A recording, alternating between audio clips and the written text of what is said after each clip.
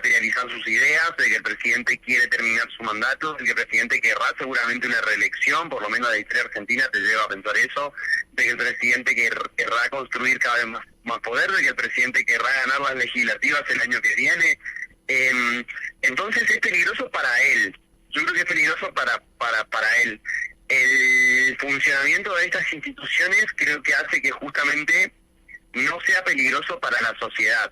Me parece que si todo el Congreso avalaba así como así, simplemente porque él fue electo el presidente y firmaban como si fuera una escribanía las propuestas, eso sí hubiera sido peligroso para la sociedad.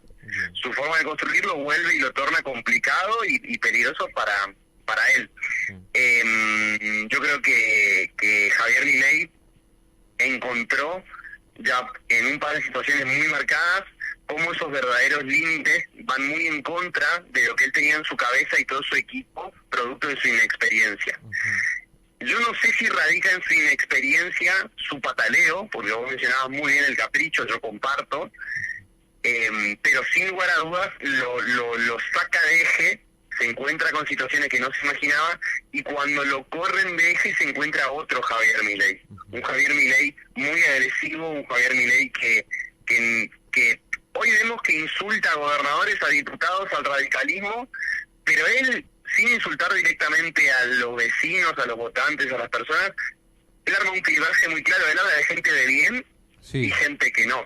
Gente de bien, evidentemente o aparentemente serían todos aquellos que acompañaron a él en el balotaje, y ni hablar la gente de bien que lo acompaña de las generales, y hay una gente que no, que no sé gente de qué será, pero de bien no es. Bueno, él arma todo el día ese escenario, o esos escenarios. Planteás estos discursos que sin duda han penetrado y muy fuerte, principalmente a través de los medios de comunicación, gente de bien. La fiesta hay que pagarla, que alguien me explique también cuál fue la fiesta por la que yo no participé y que también la estamos pagando todos. ¿A qué hace referencia justamente con todo esto? Porque hay que ser un poco coherentes. El escenario político de la Argentina no era nada fácil. La situación económica y el gobierno, que fue malo el de Alberto Fernández, y por eso se lo castigó también en las urnas, y por eso votaron algo diferente, no era de lo mejor. Pero ahora la realidad y las medidas que se están tomando son medidas que afectan directamente a la clase media, a los trabajadores y a las clases más bajas.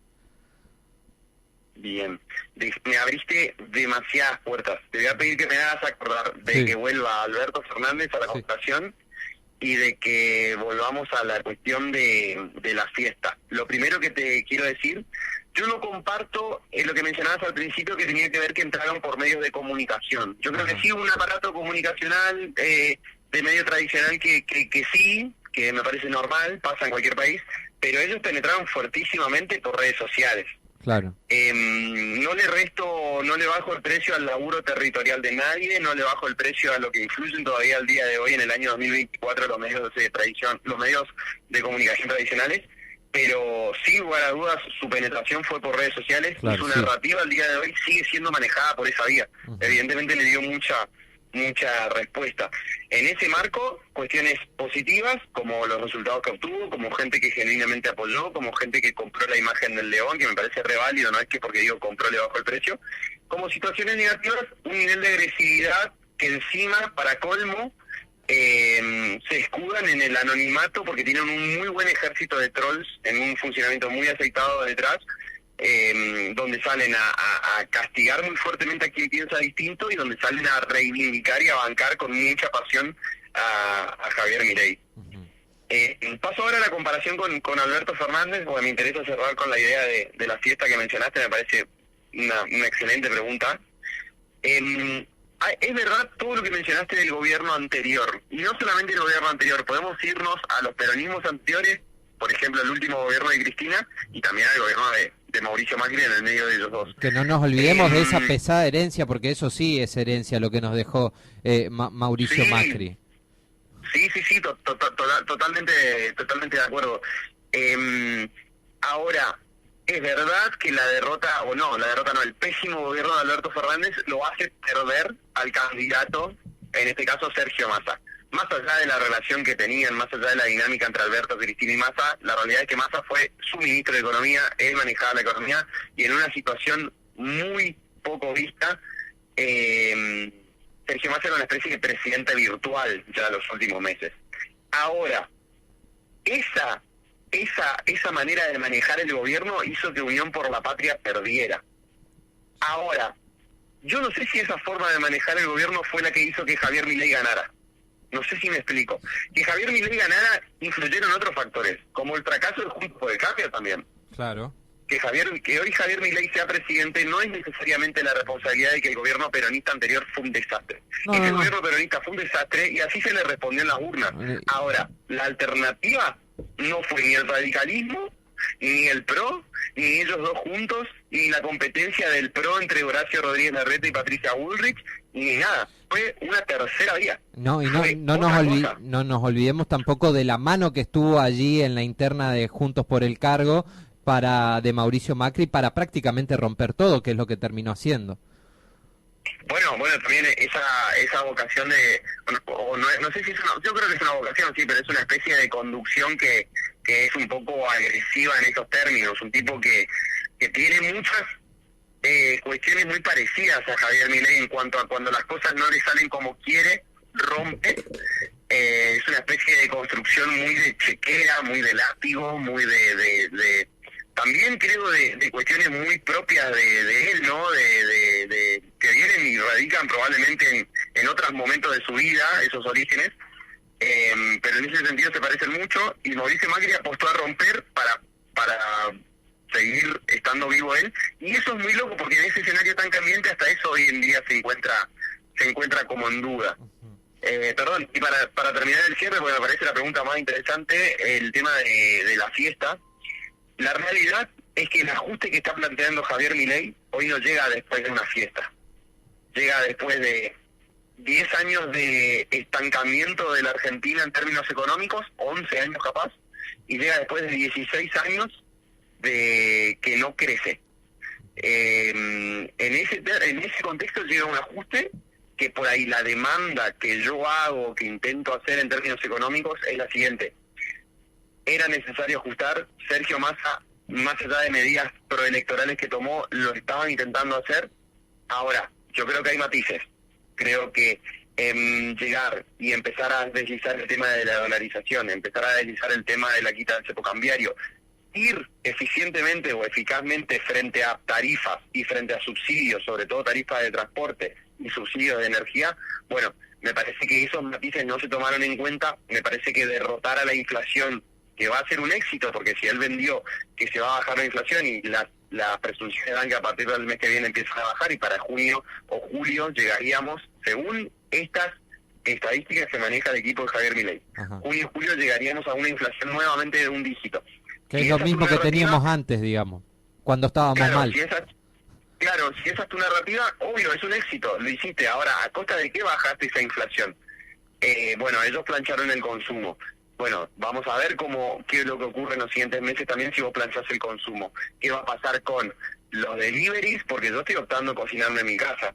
¿Qué va a pasar con trabajadoras de casa registradas? Porque yo estoy optando ya no tenerlas más trabajando en mi casa porque no me alcanza para pagar el sueldo. ¿Qué va a pasar con niñeras? ¿Qué va a pasar con restaurantes? ¿Qué va a pasar con bares? ¿Qué va a pasar con el turismo? ¿Qué va a pasar con un montón de sectores que estamos apuntando encima recién únicamente a la clase media? Porque todavía la clase baja, con una especie de tejido social que siempre está en riesgo, están un poco contenidos. La última noticia que tuvimos fue que Desarrollo Social a los comedores le dejó de proveer insumos. Bueno, Petovelo salió y dijo que lo recibía uno por uno, que no quería hablar más con referentes. Bueno, todo eso se empieza a romper. Entonces, llegar con todo eso roto a una inflación de un dígito en varios meses, y no sé hasta dónde está el negocio detrás de esa situación. Sí, o sea, matando el consumo y principalmente de alimentos. Es obvio que va a bajar la inflación si nadie compra, lamentablemente, pero ¿qué querés, que la gente no coma? Exacto, estoy totalmente de acuerdo. Ahora, de ahora en más, con los no que viene recibiendo el niño caprichoso, ¿cómo lo vas a ver gobernando? ¿O cómo crees que puede llegar a gobernar medidas que pueda llegar a optar el presidente Javier Milei, teniendo en cuenta, digamos, que le queda la carta de los DNU, pero que también pueden ser frenadas como ya lo ha sido por parte de la justicia. ¿Crees que puede ser una herramienta que empiece a ocupar con mayor frecuencia? Probablemente sea la única manera que le quede gobernar por decreto. En materias de cuestiones no tan sensibles, recordemos que al ser presidente de la Nación lo puede hacer. El DNU le permite tener ciertas atribuciones legislativas con la justificación de emergencias, y encima son muy propias de estos momentos donde el Congreso no se encuentra en sesiones ordinarias, porque vimos sesiones, vimos diputados lo que ocurrió, pero son sesiones extraordinarias, son sesiones llamadas, claro, a tratar un determinado o determinados temas. Cuando el Congreso comience a sesionar, cuando la actividad empiece a activarse, que eso va a ocurrir ahora el 1 de marzo, donde él también va a tener que dar un discurso, donde él también va a dar seguramente un nuevo cauce a esto, o profundizará el camino que está haciendo, tendrá que ver cómo consensúa un poco. Vamos a enterarnos de qué va la cosa en ese sentido. Hay algunas cuestiones dando cuenta que son interesantes, que tienen que ver, por ejemplo, con el PRO. Hoy los rumores del pasillo, dentro de lo que tiene que ver con PRO, Javier Milei y las informaciones que se tejen por ahí debajo, dicen, mirá, si a nosotros nos va bien como gobierno, dicen desde el equipo de Javier Milei, al PRO lo absorbemos. Y si nos va mal, nos caemos con ellos. O sea, el PRO hoy tiene una situación muy difícil producto de esta insistencia de Mauricio Macri de acompañar a Javier Milei, de pensar él que le podía manejar el gobierno, después de darse cuenta que no era tan así, porque hasta incluso Patricia Bullrich fue a negociar por ella sola, no permitió que él negocie por él. Bueno, toda una situación hizo que hoy el PRO llegue a esta situación puntual. Hay que ver qué hace el PRO. Yo creo que son los factores más importantes para entender ahora la función de Javier Milei en adelante. Si el PRO dice, bueno, macho, vamos al frente, gobernemos juntos, medidas que nos gusten más o menos, pero vamos a poner la cara. No solamente tu bloque de 37, sino el mío también de 35, 38, no sé cuánto tiene el PRO. O van a decirle, hasta acá llegamos, porque también es muy típico de Mauricio Macri eso también, tampoco Mauricio Macri, si en algún momento dijo que te iba a apoyar, es una garantía de que eso va a ocurrir para siempre. Claro. Entonces, si dicen, bueno, te llegamos hasta acá, te dejamos solos, y probablemente ese aislamiento Javier Milei lo termine cercenando de mucho poder político. Mi temor, y acá sí hay mucho libro escrito, hay mucho paper, hay mucho antecedente en Argentina, pero nunca sabes qué puede pasar, es en qué repercute, si lo llegan a cercenar, de poder político. Nos va a afectar a nosotros en la economía, sin duda. Nos va a afectar a nosotros en lo social, va a afectar en la política internacional. Si no hay inversiones hoy, habrá menos. Si querían hacer privatizaciones antes, querrán venir más fuerte como fondos buitre, o querrán dejar y no querrán invertir nunca más. Esas son las dudas que yo al día de hoy tengo. Pero hoy Javier Milei no tiene las herramientas, sino afloja su mensaje, lo viene y se sienta con Pichetto, Manes, detrás, alguien de Unión por la Patria, aunque sea por abajo, porque no hay posibilidad de gobierno de esta forma. En 2 meses ya varios funcionarios despedidos. ¿Qué refleja como gobierno esto? No, lo de ayer fue increíble, a mí me llamó mucho la atención. Lo había escuchado a la mañana a modo de rumor y no lo creí capaz. Yo no lo creí capaz, porque echó ayer a Giordano y a Flavia Rollón. Ninguno era de su riñón, ambos dentro de su narrativa serían considerados casta política, porque Giordano venía del gobierno de Schiaretti y Rollón venía del gobierno anterior del riñón de Sergio Massa, era en energía, ahora estaba en minería, si no me equivoco. Y los echó ambos porque parientes o familiares le votaron en contra en la ley ómnibus la semana pasada. Una muestra más de mucho de lo que venimos hablando, una muestra más de que las cosas se hacen como él quiere o no se hacen. Y no sé, Gastón, yo no puedo tampoco, no puedo hablar ni siquiera de no suscribo la idea que planteamos hoy de inflación en julio-agosto de un dígito, no suscribo. Son las estadísticas del presidente Javier Milei. Claro. Pero así como no suscribo un montón de cosas, te digo que es muy difícil gobernar de esta forma. Es muy difícil que esto levante, es muy difícil que ya si el primer día te plantaste en tu discurso de Asunción, dándole la espalda al Congreso, queriéndole hablar de frente al pueblo, bueno, hoy ya ni siquiera son los mismos números que te votaron los que te acompañan. Y eso es un caso inédito también en Argentina. Nunca ocurrió que la popularidad de un presidente caiga tan estrepitosamente cuando apenas asume. Exactamente. Y aparte, miremos cómo terminó el gobierno de Alberto cuando en un principio de su gestión tenía números que eran insólitos en el mundo, cuando recién comenzó la pandemia, por ejemplo, o cuando asumió y mandó el proyecto de la interrupción voluntaria del embarazo. Cuando inmediatamente consiguió, por más polémica que tenga, las primeras vacunas. Bueno, cuando su imagen empieza a caer, pasa lo de Vicentín, pasa lo de Ginés González García, después llega la fiesta de Olivos y después su imagen fue estrepitosa. Sí. Pero al principio era una imagen espectacular y terminó una gestión de casualidad.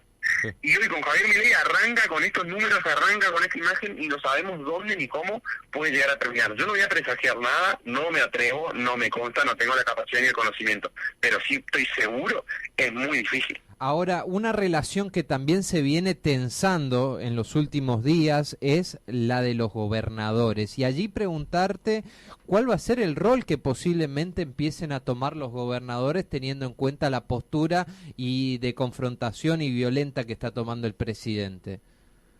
Bueno, gobernadores es un tema re interesante porque puede llegar a marcar un punto de inflexión en algo.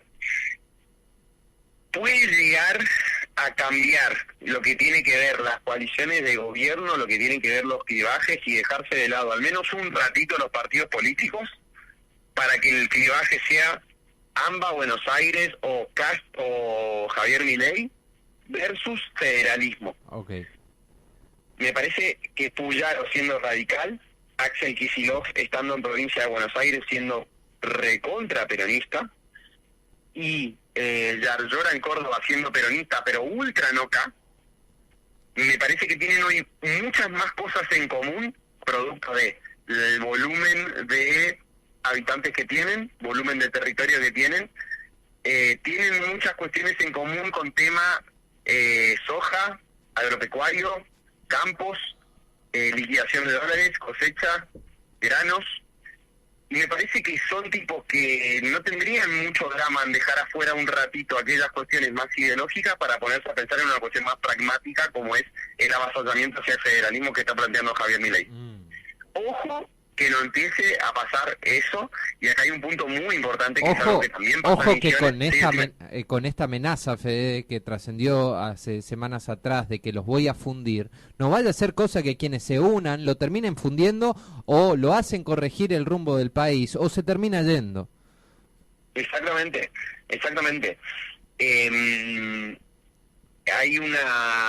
Y después, bueno, después también hay que analizar casos de gobernadores, por ejemplo, Puyaro, un tipo que en un momento lo acompañó y demás, y hoy está muy enojado con Javier Milei porque nunca se imaginó que iba a quitar los subsidios al transporte y que le afectaron fuertemente al gobierno de la provincia de Santa Fe. La realidad es que Javier Milei dijo eso muchas veces, o sea, no puedo creer cómo muchos gobernadores también entraron en esta dinámica de mucho de lo que está diciendo no lo va a cumplir. Pero bueno, eso es un tema aparte. Parece que la campaña del miedo no era tan campaña del miedo, claro, sino que era la advertencia de lo que se venía. Claro, para quien quería hacer campaña en contra de Milei simplemente tenía que darle play a un video de Milei. O sea, eso era simplemente lo que... Y eso fue catalogado muy bien vendido, sobre todo en redes sociales, como una campaña del miedo. Fue una narrativa muy interesante en ese sentido.